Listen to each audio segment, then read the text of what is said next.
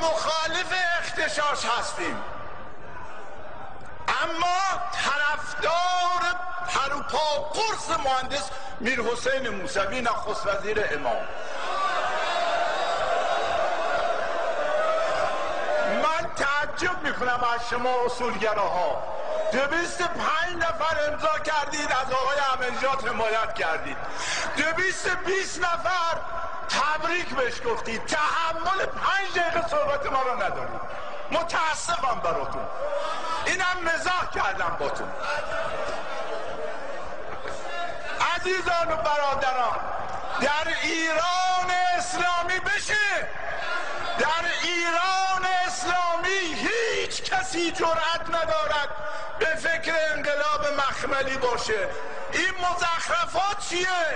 ما فرزندان انقلاب هستیم در صحنه، از رهبرمون، شخصیت هامون، از آیت الله هاشمی که امام فرمود هاشمی زنده است تا انقلاب زنده است.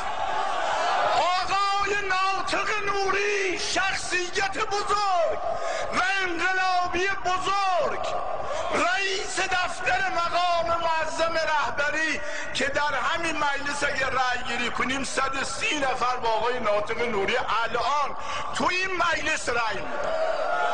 بله بله، حالا نطق ما بخونم، تحمل کنید. تا اینجا چی بود آقای حاج شیخ؟ بسم الله الرحمن الرحیم. با یاد امام و شهدا ابتدا لازم میدانم از مواضع حکیمانه و مدبرانه رهبری معظم انقلاب که دستور رسیدگی به مسائل مربوط به 10مین دوره انتخابات ریاست جمهوری را به شورای محترم نگهبان صادر فرمودند تشکر کنم. ملت رشید و آگاه ایران، حضور گسترده و درخشان شما در انتخابات ریاست جمهوری در روز جمعه 22 خرداد ماه که نمایشی پرشکوه برای پایان دادن به روند نادرست و بحران آفرین در اداره کشور بود، شایسته عالی ترین سپاس و تشکر و قدردانی است.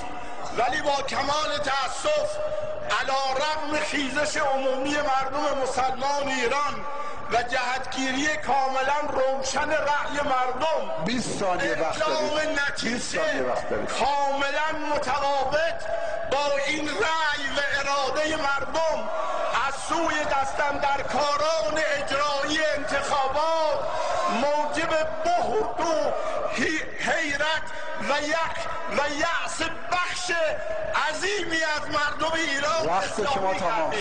آقای خانم وقتتون تمام.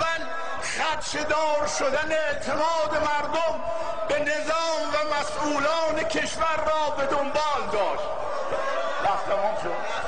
وقتتون تمام شد. هم از آقای این دیگه مدل جدیدی آقای حسینیان اعلام بیزاری میکنه. حسن همجواری داشتیم نه اینجور. آنچه اتفاق افتاد در شأن ملت حماسه ساز ایران اسلامی نبود که بعضا رأی مردم را از طریق تاراج منابع عمومی به نام سهام عدالت و غیره توسط برخی از مراکز و نهادهای در اختیار که در آستانه تبلیغات شروع و تا روز قبل از عکس رأی ادامه داشت و با تبلیغ جهتدار و جانبدارانه رسانه ملی و دیگر رسانه های وابسته به دولت ایجاد فساد و قانون توأم با افترا و غیره. یک جمله امام فرمود آقای موسوی، وقتتون تمامه.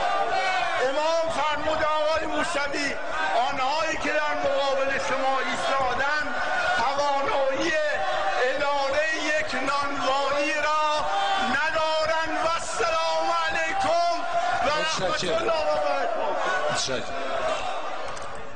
خب دستور جلسه تمام شد. تذکرات کتبی رو بخونید.